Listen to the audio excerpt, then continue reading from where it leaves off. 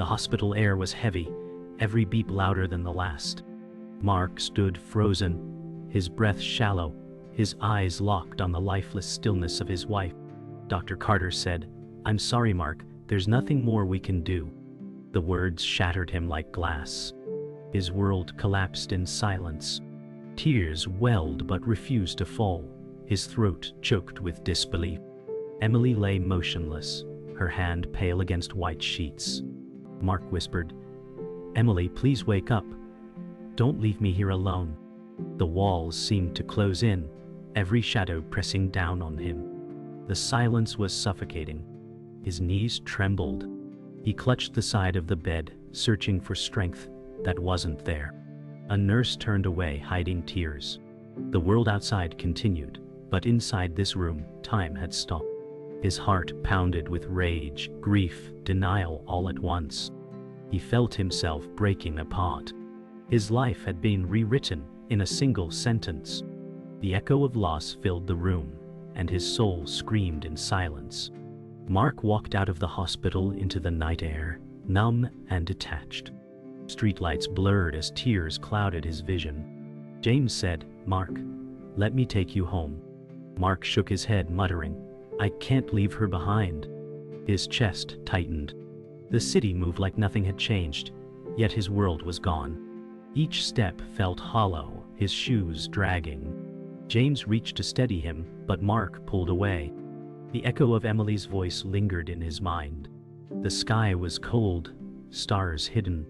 "I don't know how to keep breathing," Mark whispered to himself. James clenched his fists, helpless to ease the pain. Cars passed, strangers laughed in the distance.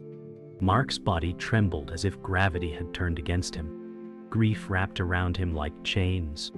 Every sound was muffled, every color drained. Life had become foreign, unbearable. He walked, but he no longer knew where he was going. Mark collapsed into his living room chair, silence pressing from every corner. The house smelled faintly of her perfume. He clutched a photo of Emily, whispering, "I can still hear you." The walls echoed with emptiness. He remembered her laughter filling these spaces. James stood in the doorway, hesitant. "I'll stay tonight," James said softly. Mark shook his head, voice breaking, "I just need her." The clock ticked loudly, each second cruel. The home once warm now felt hollow. Mark's body shook as he hugged the photo tighter. His chest rose and fell with shallow breaths.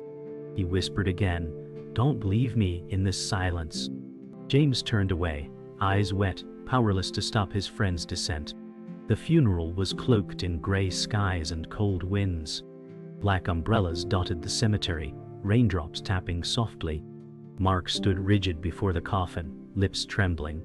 He whispered, "Emily, I can't do this." James placed a hand on his shoulder. Martha said quietly, "She's at peace now." Mark's eyes burned, jaw clenched. The priest's voice blurred under the storm. His fists tightened, knuckles white. He wanted to scream, but no sound left his throat. People wept softly around him, blurred figures in black. He felt alone in a crowd, drowning in grief. The final shovel of dirt fell, heavy, final. His knees threatened to give out. He whispered, "I will carry you forever." That night, the house echoed with unbearable silence. Mark sat on the floor beside Emily's empty chair. He whispered, "I'm lost without you." Shadows stretched long across the walls. The clock ticked sharply, a cruel reminder of time moving forward. He pulled her sweater from the closet, clutching it tightly, breathing in the fading scent. His chest shook with sobs he couldn't contain. The world felt alien, each object in the house now a wound. James called from outside, but Mark didn't answer. Martha's voice on the phone whispered comfort, but he couldn't hear her words. His tears soaked the fabric as he whispered again, "Please come back to me." The room spun with grief, and he curled tighter around the sweater, like a child lost in darkness. The mornings were hollow, and Mark dragged himself through them like a ghost. The coffee machine hissed, but he barely tasted it. Emily's chair sat untouched, an eternal wound in the kitchen. His hand shook as he set a cup before her empty seat, whispering, "I can't drink without you." Silence answered back. Sunlight cut across the floor, but it felt cruel instead of warm. He stared at the clock, each tick pressing down on him. The radio played faint music, and it stabbed him with memories of her humming. Mark muttered, "The world keeps moving, but I'm still standing in the wreckage." The refrigerator hummed, dishes clinked faintly, yet all he heard was her absence. He clenched his jaw, his chest heavy with grief. Every detail of the morning reminded him of what was gone. His reflection in the window showed hollow eyes and sagging shoulders. His life was now a routine of emptiness. James knocked softly on the door, his voice steady but gentle. "Mark, it's me. Let me in." Mark hesitated, staring at the silence pressing on him. He finally opened the door. James stepped in, eyes filled with concern. "You don't have to carry this alone," James said. Mark shook his head, whispering, "She was my everything. No one can fix this." James placed a hand on his shoulder. His voice cracked, "I know you're broken, but I'm still here." The room felt warmer with James in it, but Mark's heart stayed cold. He collapsed into a chair, burying his face in his hands.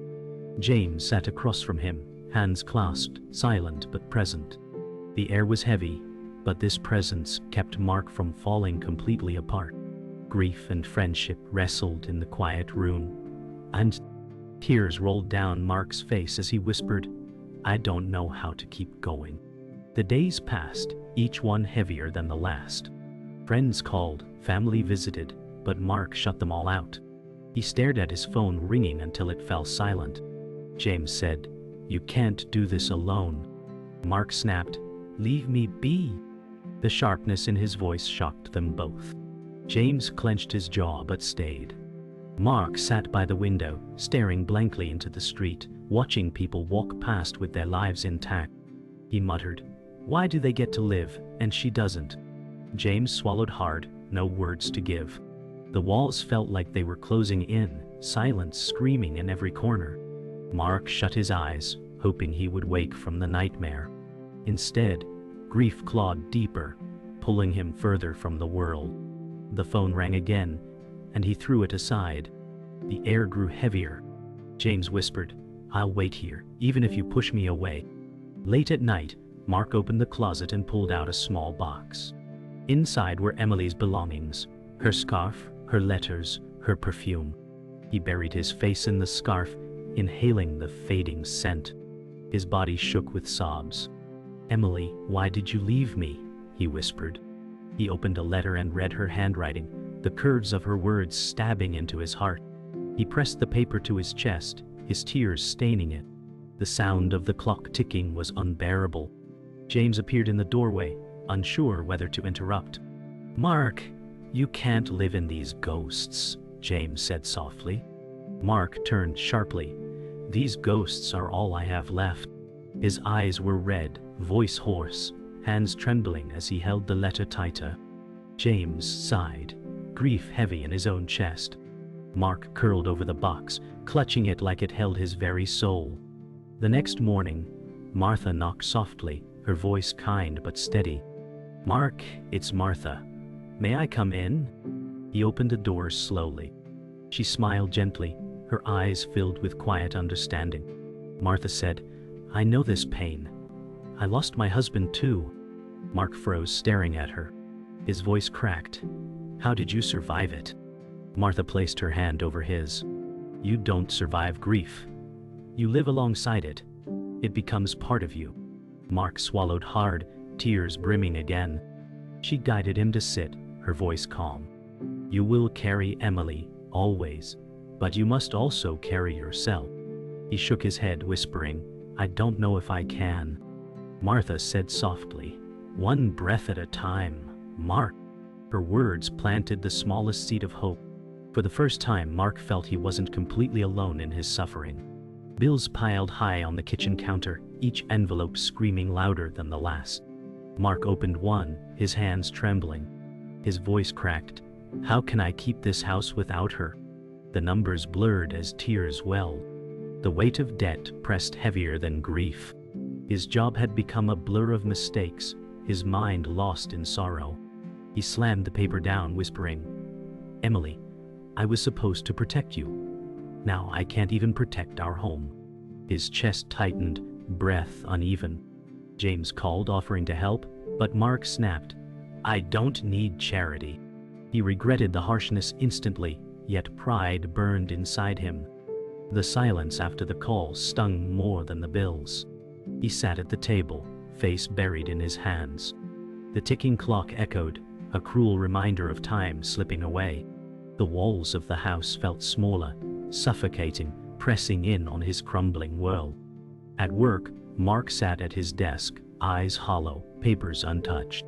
His boss, Mr. Reynolds, stood beside him, voice stern. "Mark, your performance is slipping. I need you focused." Mark muttered, "I'm trying." His fingers fumbled with the keyboard, but nothing made sense. The hum of office machines felt unbearable. He stared blankly at the screen, the glow making him nauseous. Mr. Reynolds sighed heavily. "You can't keep coming in like this." Mark clenched his jaw, anger simmering under grief. He whispered, "My wife died, and the world wants me to move on." His voice cracked. Reynolds softened briefly, then walked away, leaving silence. Mark slumped deeper in his chair. The office buzzed with voices and ringing phones, yet all he heard was emptiness. He felt like a ghost haunting his own life, present in body, absent in soul. The walls of his cubicle felt like a cage closing in. At a family dinner, Mark sat silently while relatives whispered. His sister Linda said, if only he had taken her to the doctor sooner. The words pierced him. His fork clattered onto the plate. Mark whispered, "Don't you dare blame me." His father avoided eye contact, lips tight with unspoken judgment. The room grew tense, every sound magnified. His mother reached out, voice trembling. "We're worried about you, Mark." He pulled away, snapping, "You think I don't blame myself enough?"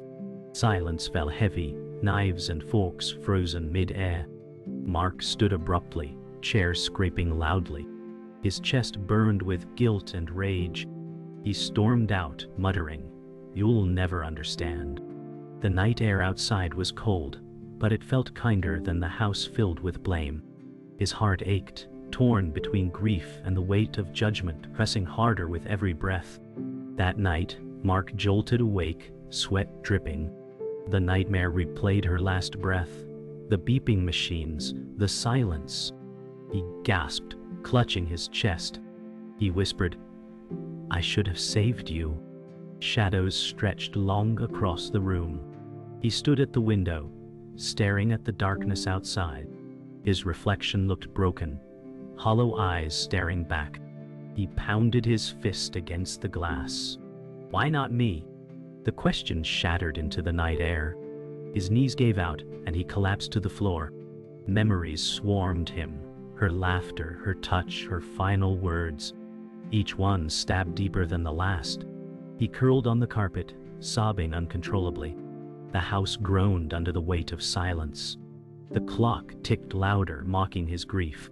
He whispered again, "Why am I still here?" His cries echoed through the night, unanswered by the world outside.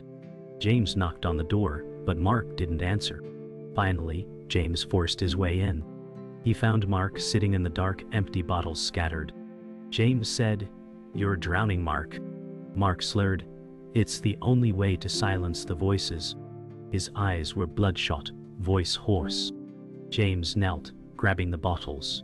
"This isn't you," Mark snapped. "You don't know what it feels like." James' face tightened, pain in his eyes. He whispered, "I lost her too. She was my friend."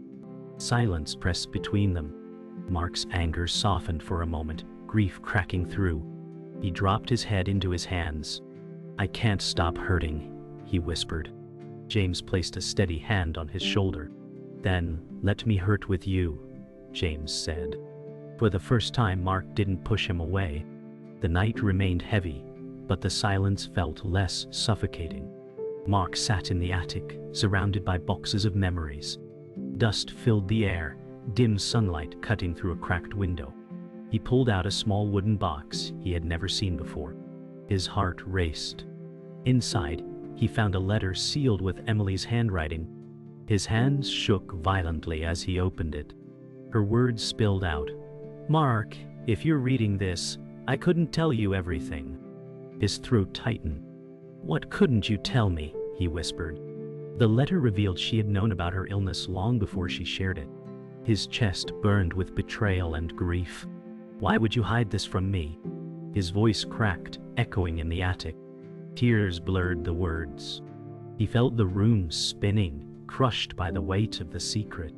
Every breath hurt. His soul screamed with love, pain, and confusion, all tangled in the same breath. The letter slipped from Mark's hands onto the floor. His eyes burned with tears, his jaw trembling. He whispered, "You carried this alone? Why didn't you let me fight with you?" He pressed his palms against his face, trying to breathe. His heart screamed in silence, a mixture of anger and aching love. He stood abruptly, knocking the box aside, items scattering across the floor. Emily's scarf, her rings, fragments of her life spilled around him. His knees buckled, and he fell to the floor, clutching his chest. "You left me blind, Emily," he muttered. The attic felt suffocating, every shadow pressing down like judgment. His body shook, trapped between mourning her loss and mourning the truth. His fingers clawed at the floor as sobs tore through him, raw and violent. The secret felt like another death, cutting just as deep as the first. James arrived at the house and found Mark slumped against the wall, bottle in hand. James rushed forward. "Mark, stop this. You're destroying yourself." Mark's voice slurred. "She lied to me, James. She carried it alone." He pointed toward the attic stairs. James steadied him, his voice sharp but caring.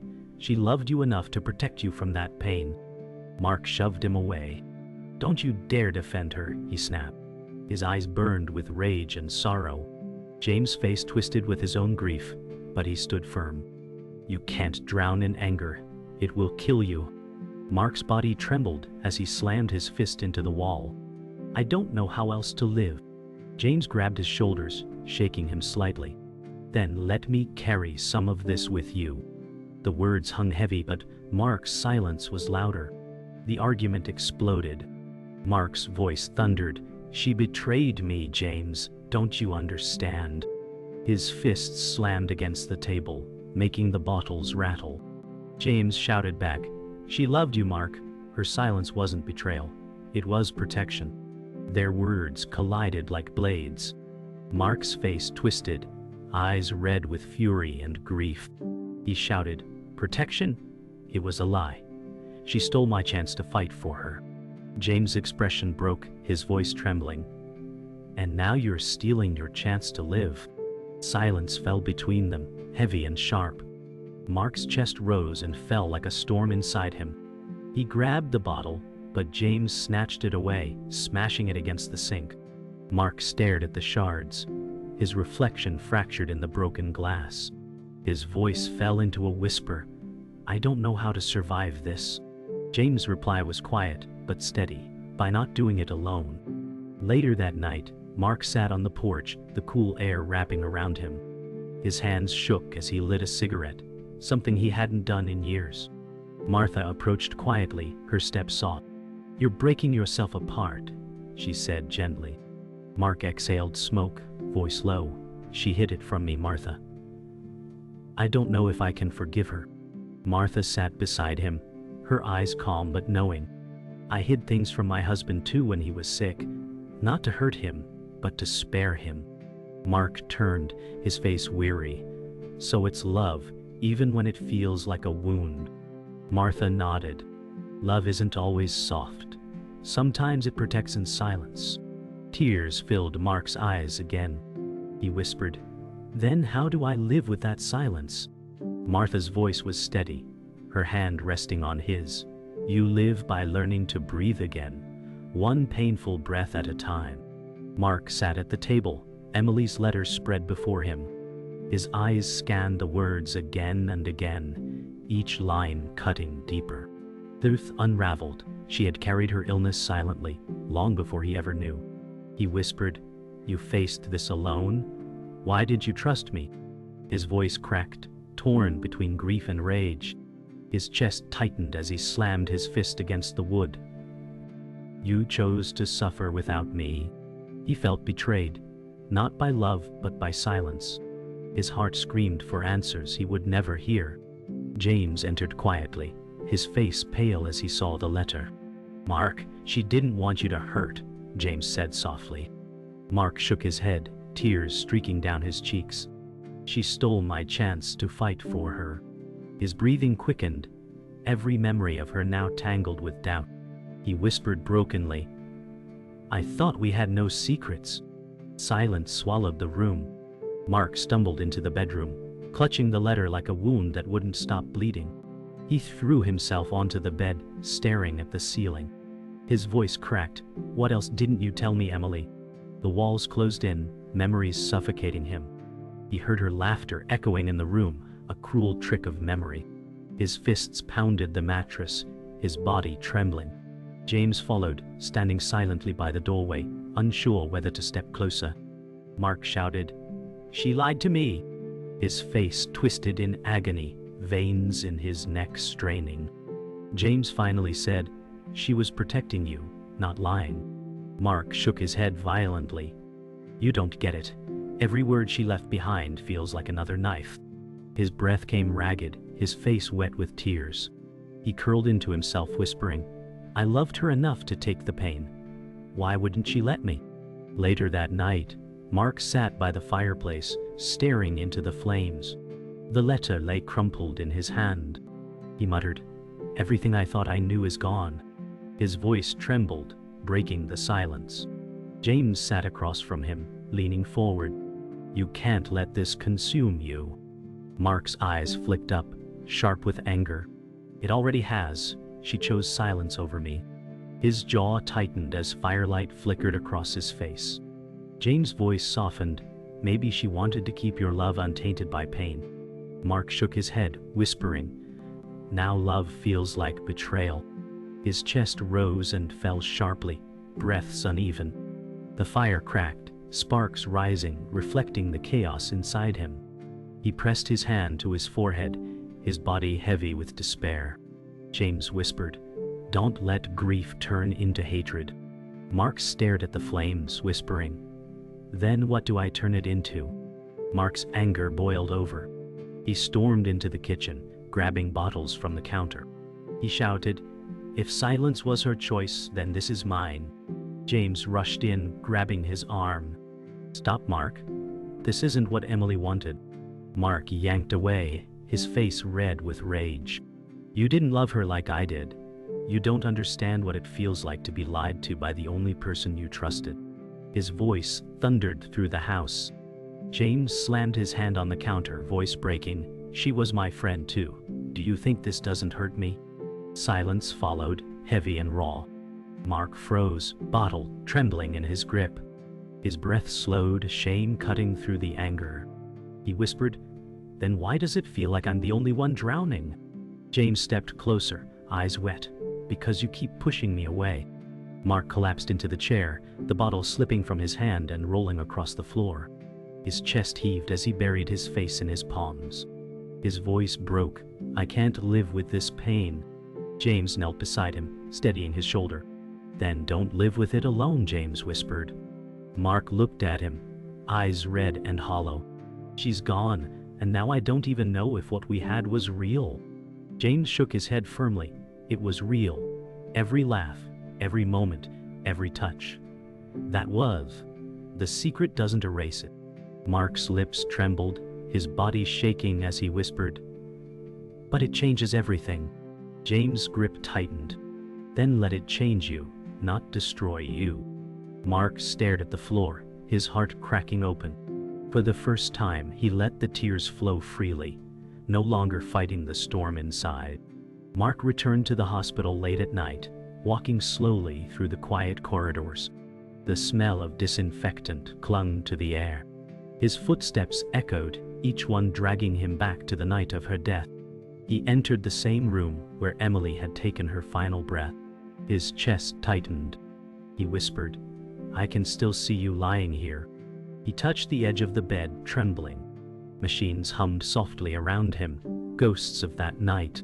He shut his eyes and saw her face, pale but peaceful. He muttered, "Why didn't you let me stay in the fight with you?" The silence answered louder than words. His knees weakened, but he gripped the bed rail. The emptiness of the room pressed in on him, suffocating. He bowed his head, his tears falling onto the sterile floor. The memory replayed again, unstoppable, every second cutting deeper than the last.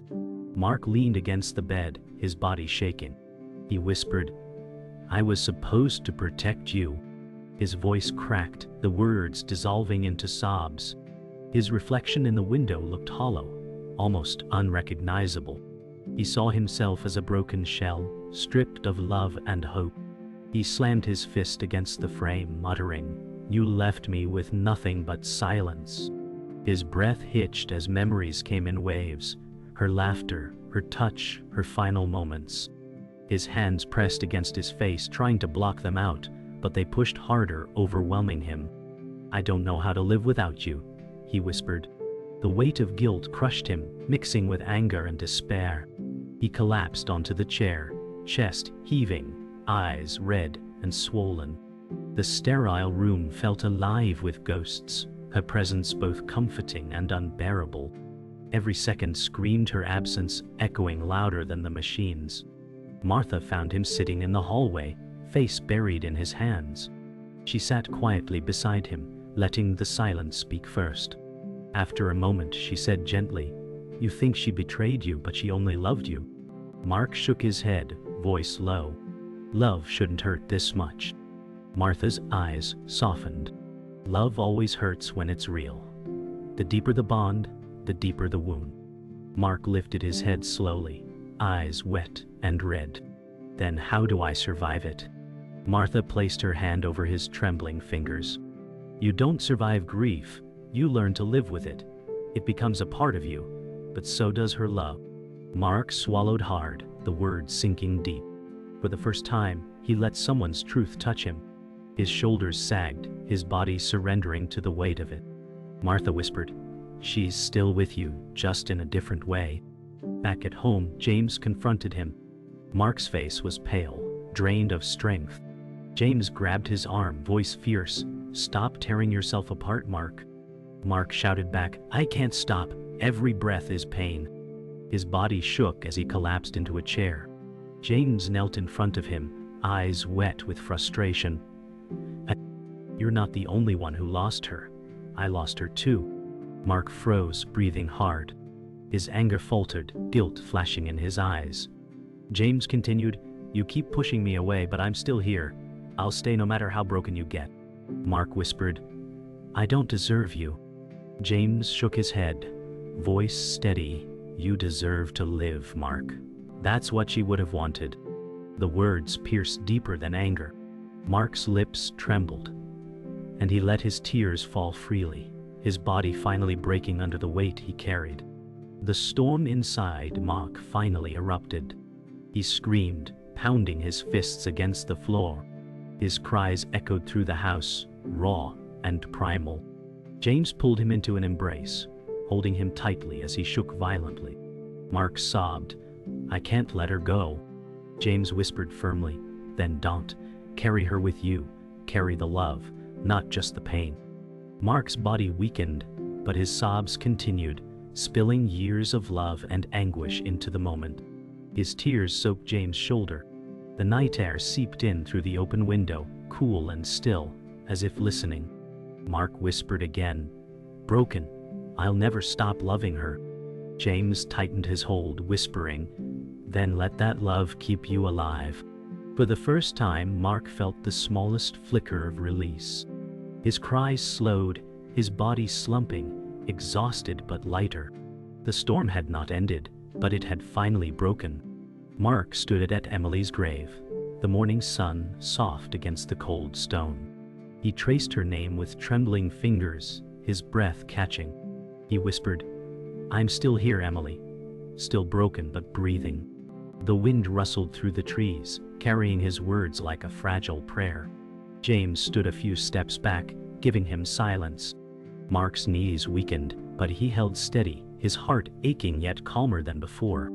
He whispered, "I will carry you with me, always." The cemetery was quiet, a sanctuary of sorrow and peace. His eyes brimmed with tears, but they did not fall in violence. They lingered softly, like rain. For the first time, he didn't feel entirely crushed by the silence. Instead, he felt her presence, fragile but constant, in the air around him. He stood taller, shoulders still heavy but no longer crumbling, and whispered, "You're still part of me?" Later that day, Mark sat on Martha's porch. She handed him tea, her voice steady. Grief never leaves, but it changes shape. Mark sipped slowly, the warmth steadying him. His eyes softened as he said, "I don't think I'll ever feel whole again." Martha smiled sadly. "You won't, but broken doesn't mean empty. You'll grow around the cracks." Mark nodded faintly, her words settling into him. The birds chirped softly nearby, the world strangely gentle. His voice lowered. "She's gone, but I still feel her everywhere." Martha placed her hand on his, her touch warm. "That's love, Mark. It doesn't die." He breathed deeply, eyes closing briefly, as if allowing those words to rest in his chest. The silence between them wasn't heavy anymore. It was steady, carrying a strange comfort. For the first time, he felt he could exist without drowning. That evening, Mark sat at his desk with an empty journal before him. He hesitated, pen trembling in his hand. Finally, he wrote, "Dear Emily, today I stood by your grave. I thought I'd collapse, but I didn't." His eyes blurred, but he kept writing. "I'll carry you with me always. I don't know how, but I'll try." Each word spilled with pain and love. He whispered, "This isn't goodbye, it's learning to live with you in silence." He paused, looking at the photo of her on the desk. Her smile pierced him, but it no longer shattered him. He pressed the pen to the page again, his breathing steady. Writing felt like stitching pieces of himself back together. His voice cracked, "I'll write to you every day, Emily, until the words run out." For the first time, the silence didn't feel like an enemy. It felt like space to breathe. James visited, carrying 2 beers. They sat on the porch steps as the sun dipped low, painting the sky orange and purple. James nudged him lightly. "It's been a while since I've heard you laugh." Mark gave a faint smile, almost foreign on his face. "I forgot how," he admitted. James chuckled softly. "Then let's relearn together." They sat in silence, the world quiet except for the hum of evening crickets. Mark sipped slowly, his body lighter than before. He whispered, "I still miss her every second." James nodded, his tone gentle, "And you always will. But you're still here and that matters." Mark glanced at him, tears in his eyes, but no longer violent. "Thank you for staying," he said softly. James smiled faintly. "Always." For the first time in months, the weight felt a little less crushing. The night air carried not despair but fragile hope. Late at night, Mark sat in the bedroom alone. He held Emily's photo against his chest, his breathing steady. He whispered, "I'll carry you with me, always." His voice broke but carried quiet strength. Shadows stretched across the room, but they no longer terrified him. He placed the photo gently back on the nightstand. His eyes lingered, soft and filled with love. He whispered again, "Good night, Emily." The silence that followed was not suffocating. It was tender, like a lullaby only he could hear. He lay down slowly, clutching her sweater near his heart. His eyes closed, tears sliding softly, but they carried peace instead of rage. For the first time, sleep came without nightmares. His final whisper, almost inaudible, "You're still with me." The night held him quietly, wrapping him in bittersweet love, leaving the world suspended in a fragile stillness.